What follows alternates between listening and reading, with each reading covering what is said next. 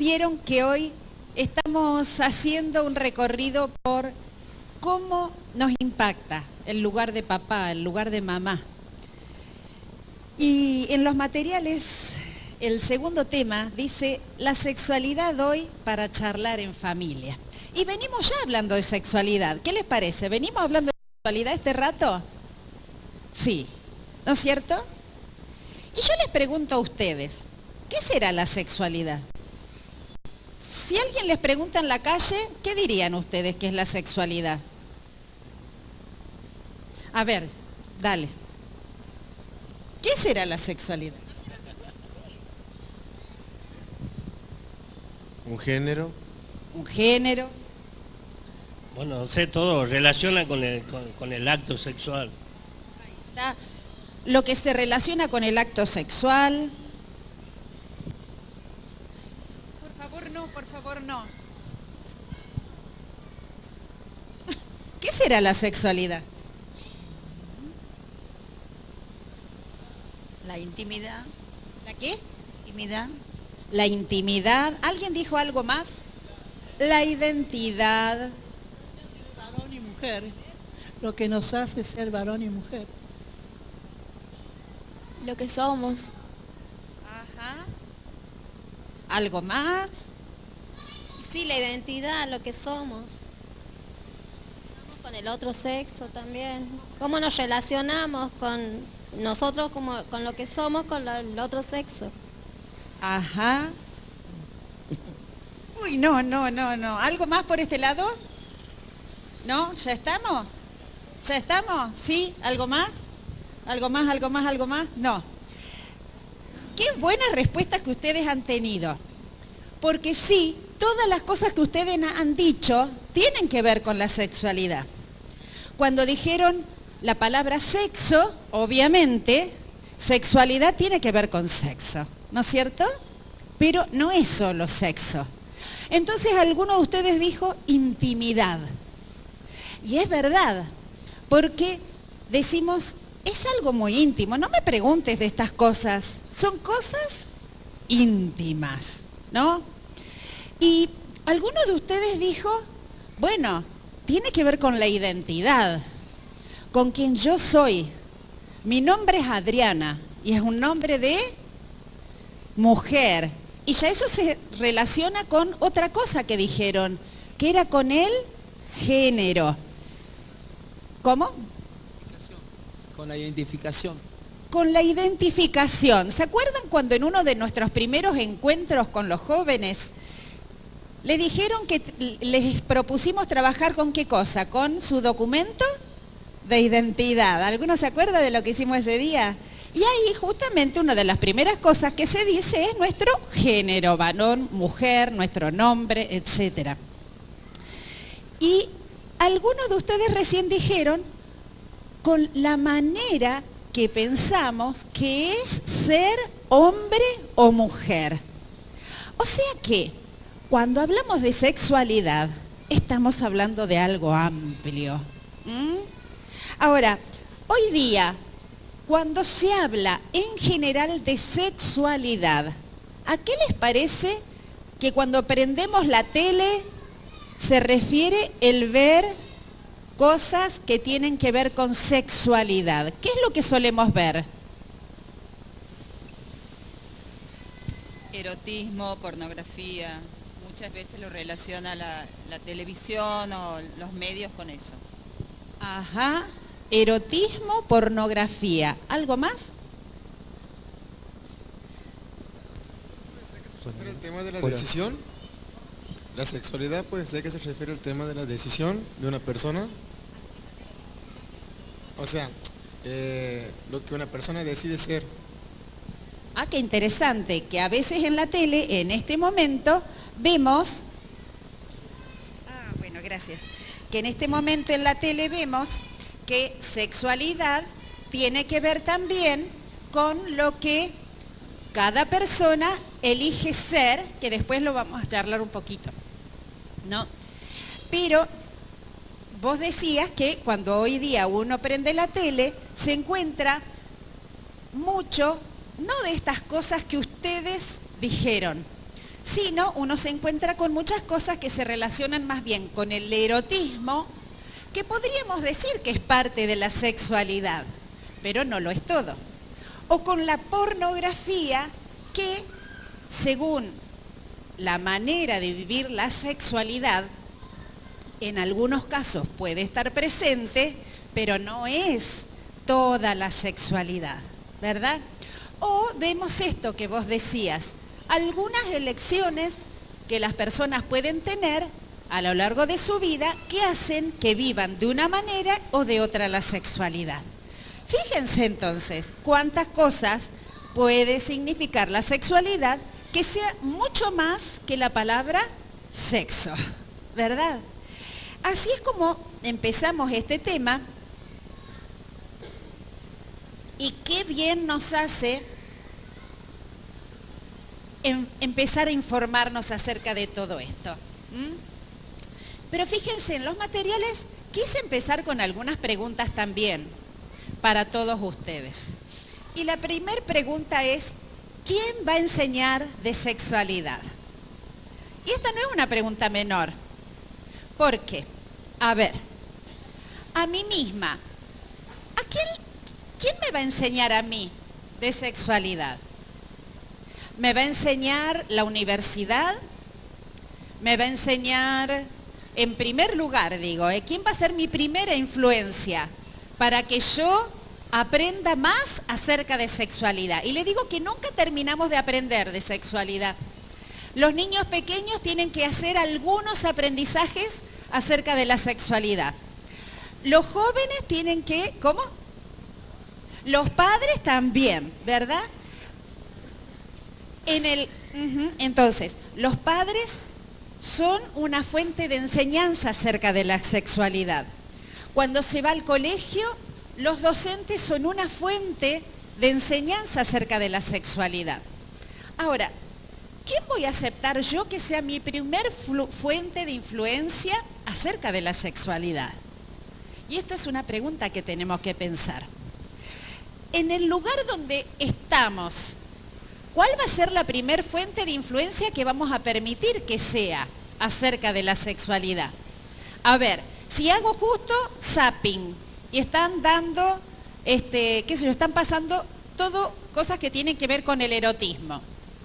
¿Esa va a ser la primer fuente de información que voy a dejar que esté en mi casa enseñando sexualidad a los que estemos? Esa va a ser mi decisión, ¿verdad? Esa es una decisión que yo tengo que tomar.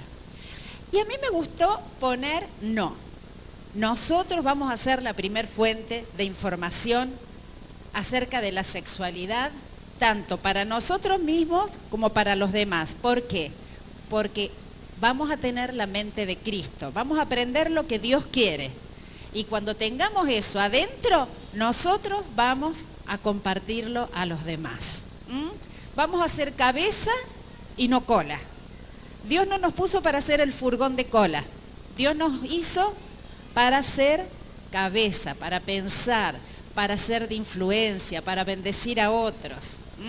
Entonces, en este tema, que hay tanta confusión en este momento, fíjense cuántas cosas tan importantes ustedes compartieron en este rato. Ahora, Dios delega a los papás les delega la autoridad de que ellos tienen que ser los primeros en enseñar sexualidad. Pero la pregunta es, ¿cómo estamos? Y esta pregunta es para los papás. ¿Cómo estamos como herramienta para enseñar sexualidad? A ver, si yo quiero hacer una salsa, pero hice mermelada antes, ¿puedo cocinar en esa olla una salsa?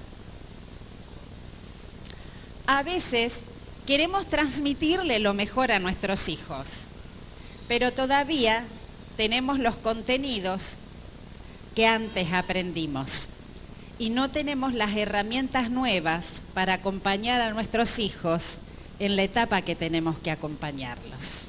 Entonces, por eso esta pregunta me parece tan hermosa. Y papá o mamá, si hay que aprender lo nuevo en Cristo y dejar lo que está atrás, tenemos que hacerlo. Es nuestra oportunidad para bendecir a nuestros hijos y a nuestros nietos, bisnietos y tataranietos. Pero abuelo también tiene que ver con vos. Esta es nuestra oportunidad. Pero la cosa es, ¿cómo estamos para enseñar? ¿Cómo estamos para enseñar? Porque ¿saben qué? Los pecados de tipo sexual son los que más se esconden. Y las heridas de tipo sexual también son las que más se esconden. Y si no, esta cacerola todavía tiene los restos de la comida de ayer, de la de los 10 años, de la de los 5 años, de tantas otras situaciones. Necesitamos poder pasar por un tiempo donde Dios sane todo eso. Y aquí nada más vamos a decir un par de cosas. Si has vivido situaciones en tu infancia, no sos responsable por lo que has vivido, pero sí sos responsable por limpiar tu vida, tu mente, de las etiquetas que te quedaron pegadas de ese tiempo. Sos el protagonista. Si Satanás te mintió diciéndote que ibas a ser una víctima por toda la vida, te digo, no es verdad. Como en tantas cosas que él miente, porque no sabe otra cosa más que mentir. Porque Cristo te dice que sos libre. Sos libre para aprender algo nuevo, porque sos un odre nuevo. Entonces, sí es importante que le puedas poner un nombre, un apellido, un día, una fecha, una situación y digas, esto pasó en el pasado. Yo no fui responsable, pero al día de hoy yo lo llevo a la cruz de Cristo y elijo empezar a construir para el presente y para el futuro algo nuevo. Decir que esto va a sanar todo no alcanza, ¿no es cierto? Pero sí puede ser un buen comienzo. Porque hay cosas que ocurrieron en el pasado, pero puedo seguir viviendo al día de hoy como si fuera una niñita las situaciones del pasado en el presente. Entonces, cuando tengo que tomar riendas en el asunto por alguna cosa que tiene que ver con la sexualidad, revivo cosas del pasado. Y puede ser que me cueste gran cantidad de cosas en el presente y viva como una nena. Por eso es tan importante dejar lo de atrás, atrás. Y ver cuáles son las herramientas que Dios tiene hoy. Porque nuevas son cada mañana las misericordias del Señor. Y hay comida y hay maná para cada mañana. Pero si yo me acostumbré a vivir con la pornografía en mi mente desde los 8 años, desde los 10 años, desde los 12 años, tengo que pasar por un proceso donde mi mente sea limpia y donde mi mente sea sana para poder vivir la sexualidad bien y enseñarla bien. Entonces, es necesario ver cómo estamos como herramientas. Si en mi casa la imagen que yo aprendí de ser varón, de ser mujer, es una imagen que es o machista, o feminista, o es descalificadora, o tantas cosas, necesito ver a la luz de la palabra de Dios y conociendo otras experiencias que se puede ser diferente. ¿Por qué? Porque si no, como alguno de ustedes dijo, sexualidad es como yo creo que es ser hombre y ser mujer. Entonces, son etiquetas que necesitamos despegarnos para vivir el presente de una buena manera. Y Dios, en Cristo, todo lo podemos. ¿Por qué? ¿Porque Él nos lo hace fácil o Él nos fortalece? Ah, ahí está. Fácil no es, No es soplar y hacer botella. ¿O ustedes pensaban que era soplar y hacer botella? No. Pero es posible. En Cristo todo lo puedo porque Él me fortalece. No creo que David, cuando enfrentó a Goliat, haya dicho, sí, o sea, es verdad. David se había vencido a quienes al oso, al león. Venía con práctica haciendo músculo, ¿no? Al oso, al león. Por eso él dijo, este Goliat también lo voy a poder vencer. Pero cuidado, que yo supongo que cuando vio su primer oso, su primer león, no habrá sido soplar y hacer botellas. Todo lo pudo en Cristo, todo lo pudo porque Dios lo fortaleció, no porque le haya sido tan fácil. Después sí le fue más fácil. Él ya tenía práctica, en Cristo, no en él mismo. Entonces, tenemos que sacarnos estas mochilas para tener una sexualidad sana en familia y para poder charlar de sexualidad en la familia. Porque fíjense, ahora, desde que están enseñándoles a los niños estas cosas que se les enseñan en las escuelas, empezamos a hablar de sexualidad en casa. ¿Pero qué empezamos a hablar? Ay, ¿no sabés lo que la seño hoy quiso venir a hacernos hacer? ¿Y vos viste este video donde pasó aquella cosa? ¿Verdad? Y empezamos a hablar así de sexualidad. O si no, empezamos a hablar, che, ¿viste lo que pasaron en la tele? ¿Qué porquería es? ¿No? Y podemos hablar de sexualidad en nuestras casas como Dios la ve, o todavía nos cuesta. En la mayoría de las veces todavía nos cuesta. Entonces, queridos y queridas, empecemos a rasquetear la olla, de las heridas de tipo sexual, de los pecados de tipo sexual. ¿Por qué? Porque eso nos va a permitir, justamente en casa, poder enseñar, poder charlar, poder vivir una sexualidad más sana.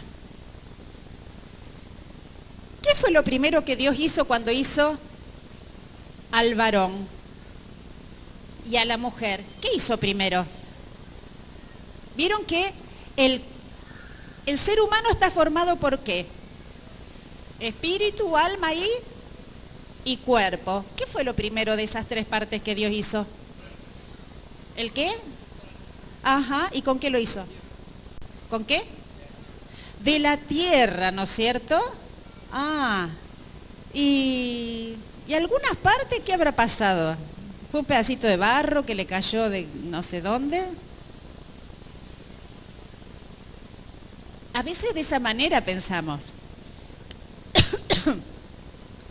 que Dios, no sabemos cómo, si por la evolución o porque le sobraba un pedacito de barro para Adán y se lo puso en una parte, y para Eva y se la puso en otra parte, y así fueron tan distintos Adán y Eva. Pero en verdad, Dios prestó mucha atención al cuerpo. Dios ama el cuerpo. Para Él el cuerpo es valioso. Ahora te doy. A diferencia de lo que hoy día se enseña, que en realidad con el cuerpo se puede hacer lo que se quiera, siempre y cuando dé placer. Sin embargo, Dios valora el cuerpo, porque Él ama el espíritu, el alma y el cuerpo. Eso dice la Biblia. Y todo su ser, espíritu, alma y cuerpo, sean guardados irreprensibles hasta la venida del Señor Jesucristo. Hoy día no se enseña eso. Filosofá con un montón de cosas y a veces nosotros decimos, alguien se pone con un porrito y un filósofo, o con un porroncito, y es un filósofo. Ahora, con su cuerpo hace cualquier cosa y deja a sus hijos a la deriva haciendo cualquier cosa. Entonces, en ese sentido, Dios ama profundamente el espíritu, el alma y el cuerpo de todas las personas. Y así es como Él quiere salvarnos y bendecirnos, de una manera integral. Importa lo que nosotros vivimos con nuestro cuerpo. Sí. Tengo una pregunta para hacerle. ¿Usted qué opina sobre las personas que dicen, bueno, soy varón encerrado en un cuerpo de mujer o una mujer encerrada en un cuerpo de varón? No sé, ¿qué opina sobre eso? Porque yo conozco un caso de una amiga que ella se sentía varón teniendo 9 años. Buenísima la pregunta.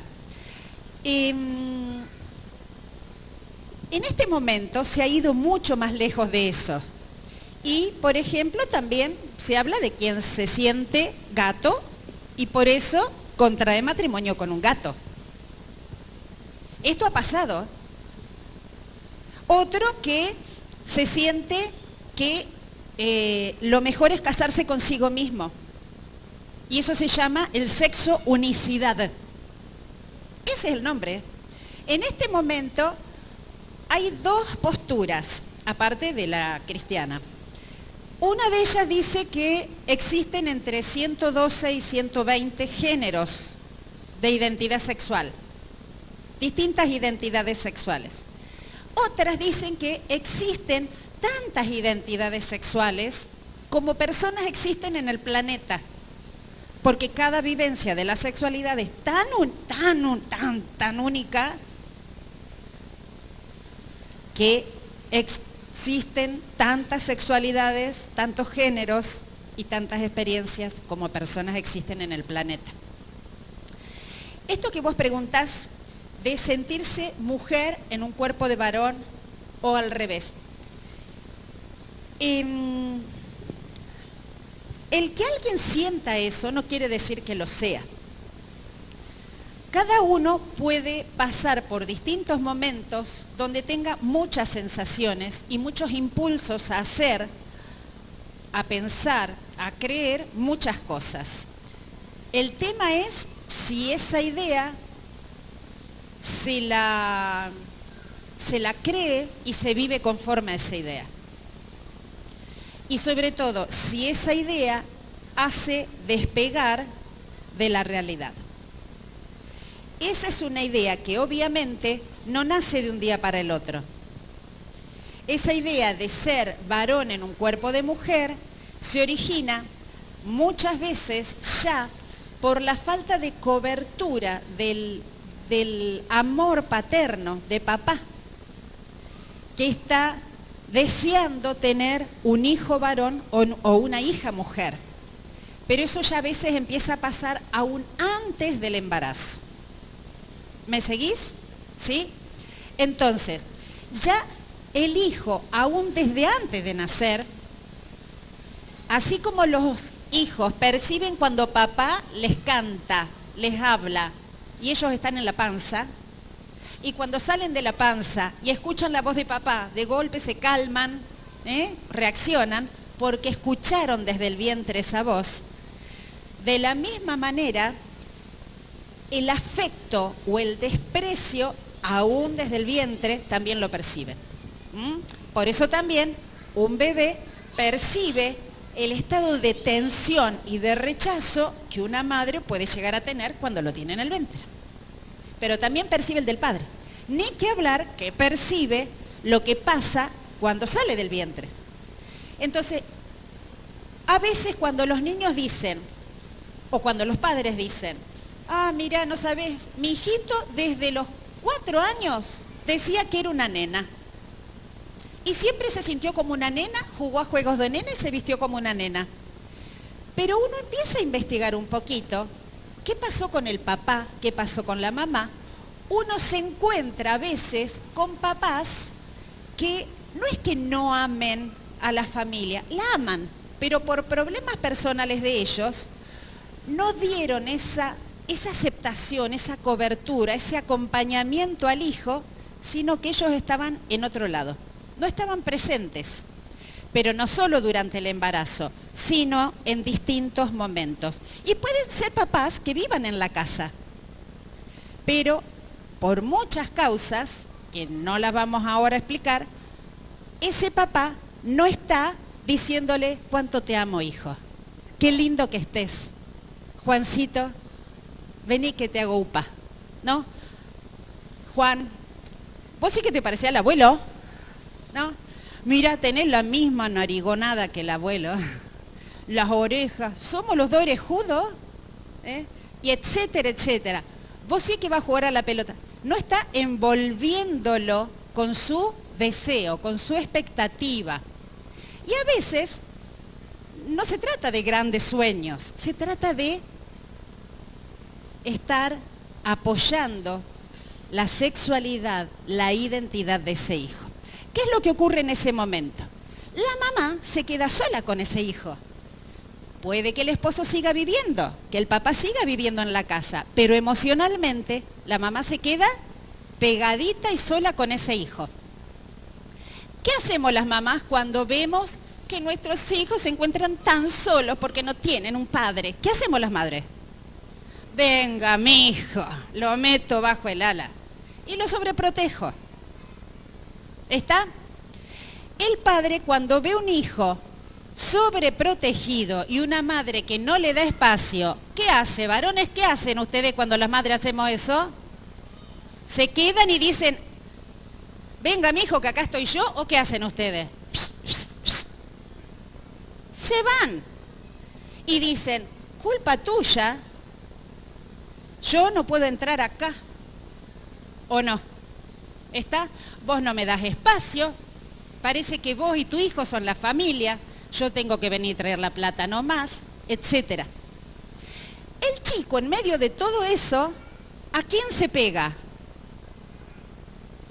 Se pega a la mamá, porque no percibe al papá como fuente de protección y no le da ganas de identificarse con el papá, porque lo escucha malhumorado, no está casi nunca en la casa. La mamá encima le dice, shh, cállate que ahora viene tu padre. Entonces el chico menos le da ganas de estar con el padre.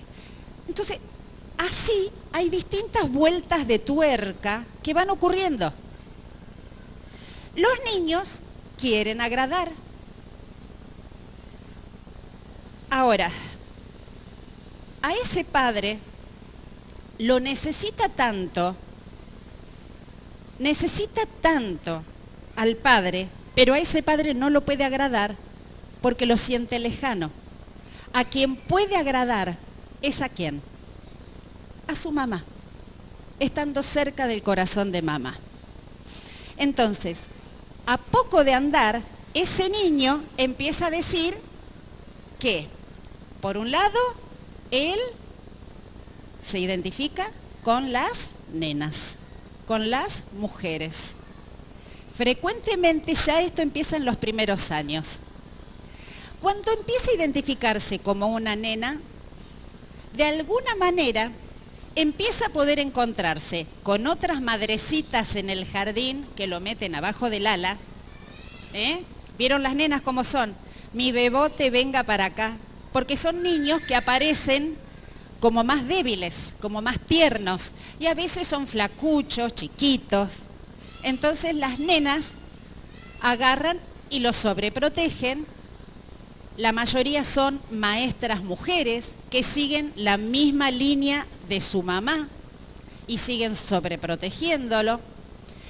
Y a su vez, cuando ya pasa el tiempo, este niño empieza a relacionarse con varones, pero para obtener el afecto, la parte de masculinidad, la parte de la versión masculina de la vida que hubiera necesitado encontrar en papá.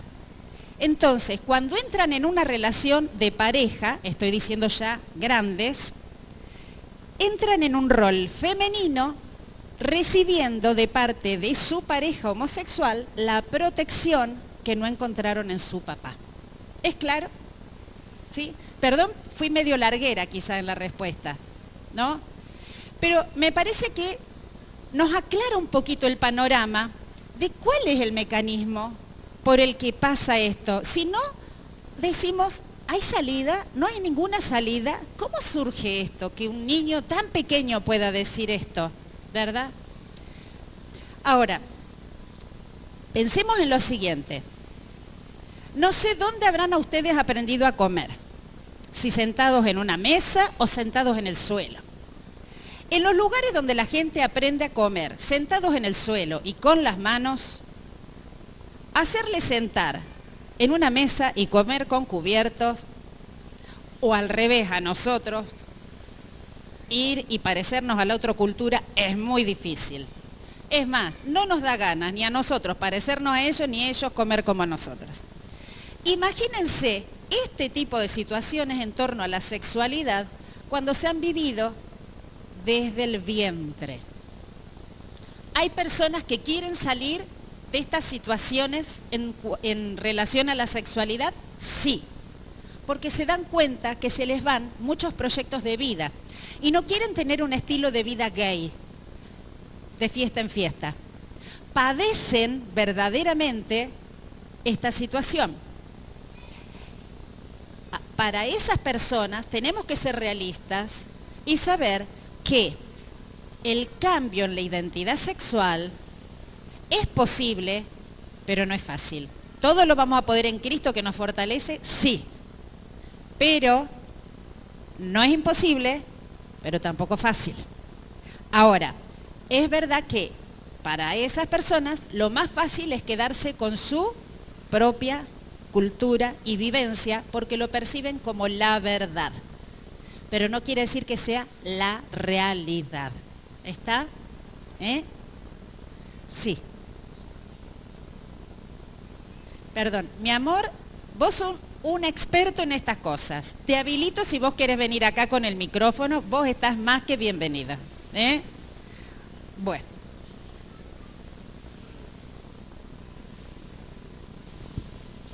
Un poco de lo que hablaba el hermano, porque él preguntaba qué podía decir usted sobre la pregunta que él hizo. Yo creo que, bueno, primeramente ir a la palabra de Dios que dice que Dios no hizo varón y hembra, ¿sí? Y yo creo que las personas no nacen así, porque la palabra lo dice que no nacemos así, nacemos varón, mujer. Y yo creo que tiene que ver también con lo que como padre, no tan solo por ahí de las percepciones, digamos, del niño, sino de lo que los padres dicen, ¿no? Porque la palabra también nos enseña que las palabras de nosotros tienen poder. Y yo creo que toda palabra va respaldada por un espíritu. La palabra de Dios va respaldada por el espíritu de Dios y las palabras negativas van respaldadas por el espíritu negativo. Entonces, lo que le decimos a veces a nuestros hijos, ¿no? Algunos lo tratan, vos sos como parece mujercita, ¿sí? Y yo creo que yo lo relaciono con lo espiritual. Yo creo que el problema de una persona que dice soy un varón en un cuerpo de mujer o una mujer en un cuerpo de varón, el gran problema es espiritual. En un sentido, todo es espiritual, o sea, estoy de acuerdo con lo que decís, hermano, pero en un sentido todo es espiritual, vamos a pensar que después de la caída vino la muerte, en ese sentido no era el plan de Dios que muriéramos, la enfermedad no estaba en el plan de Dios, o sea que en ese sentido podríamos decir que la muerte o la enfermedad, entre comillas, entiéndanme, es espiritual, ¿no? Ahora, obviamente, si lleváramos esta idea a un extremo, nadie tomaría ni una aspirina, mucho menos en un antibiótico.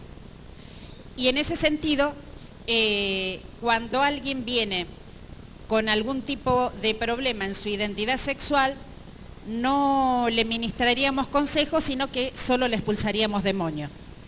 Y ahí es donde yo difiero. Porque quizás hay que expulsarle demonio, pero porque hay un componente espiritual, absolutamente de acuerdo. Pero está todo esto otro. Estoy de acuerdo también en que yo describí un proceso de formación de la identidad sexual en función de la pregunta que me hizo el hermano.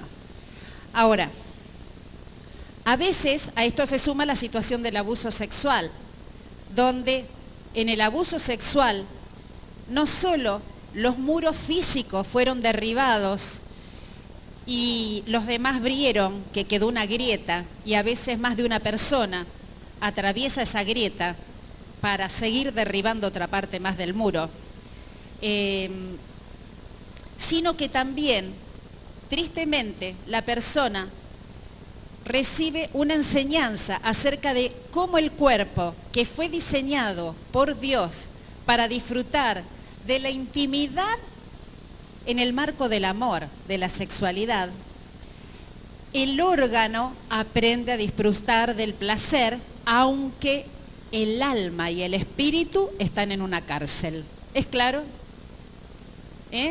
Entonces, allí te doy. Entonces, cuando alguien ha vivido este tipo de situaciones, ¿qué ocurre luego? En el varón empieza esta pregunta. Si a mí me gustó, o sea, si yo disfruté físicamente el haber tenido estos encuentros con esta persona, aunque él abusó de mí, debe ser porque quizás yo tan varón no era, quizás era gay, o quizás algo así. Empieza a haber una duda acerca de su identidad sexual por el placer del órgano, y no tiene nada que ver una cosa con la otra.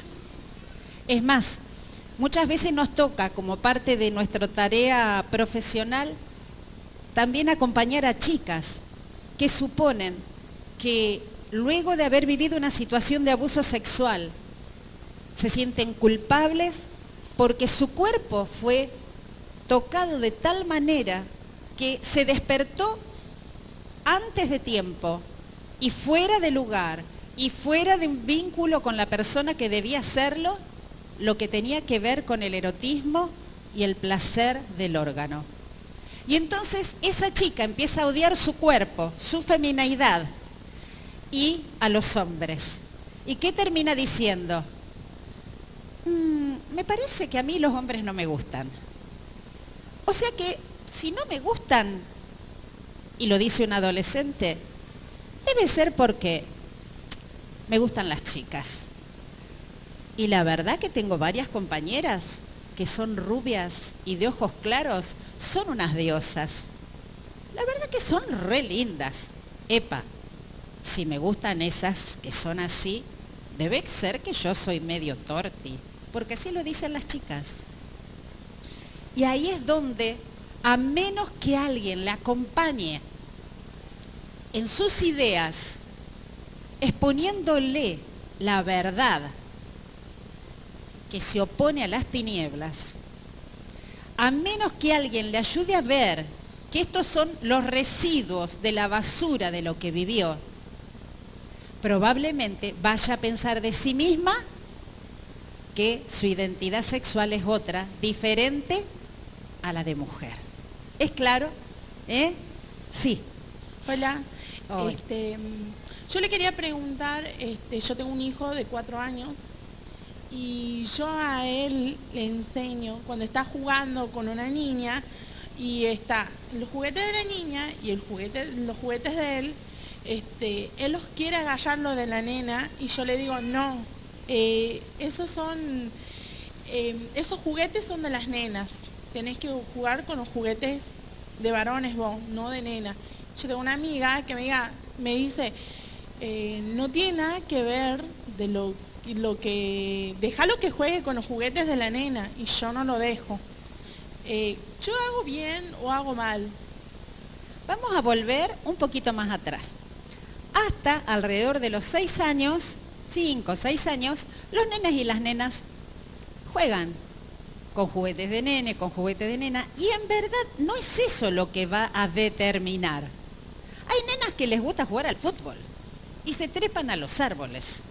Y hay varones a los que no les gusta jugar al fútbol y les encanta tocar la guitarra, les gusta pintar y jugar a la familia.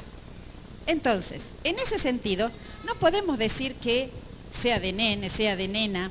Otra cosa es diferente, es nosotros como padres regalarles a propósito esto para que ellos elijan. Esa hay una diferencia. ¿Está? Pero obviamente cuando va al jardín hay gran diversidad de juegos para que juegue, diferentes. Y no podemos estar diciendo ahí, no, esto sí, este no. Pero lo importante es ver cuál es el lugar que ocupó mamá o que ocupó papá. Y aquí hay un punto, porque hay muchos hogares donde o está papá solo en la casa, o está mamá sola en la casa, o el niño hay días de la semana que está con papá y días de la semana que está con mamá. Y uno dice, ¿qué va a pasar con mi niño, con mi niña? ¿Y saben qué? Lo importante es tener en cuenta esto. Lo que digo nunca es tan importante como lo que hago. Lo que hago demuestra lo que hay en mi corazón. En ese sentido, mi hijo, mi hija, se va a dar cuenta de cómo yo estoy considerando al sexo opuesto, que puede ser su sexo. Si lo estoy menospreciando, si lo estoy aceptando, si lo estoy cubriendo, acompañando, si estoy menospreciando a todas las mujeres, a todos los hombres, si estoy siendo una machista a pesar de ser mujer, si estoy siendo feminista, ¿de qué manera estoy yo llevando a cabo mi sexualidad? Va a ser una influencia muy poderosa. Cuando los niños ven que una mamá, un papá, aunque estén juntos, critica al otro con amargura y lo menosprecia por su sexualidad, ese niño o esa niña tiene un problema en su identidad sexual. Lo que no quiere decir que un día sea, no sea homosexual o lo que sea, porque también tengamos en cuenta esto. También los heterosexuales a veces nuestra sexualidad necesita ser sanada por el Señor, como hemos dicho.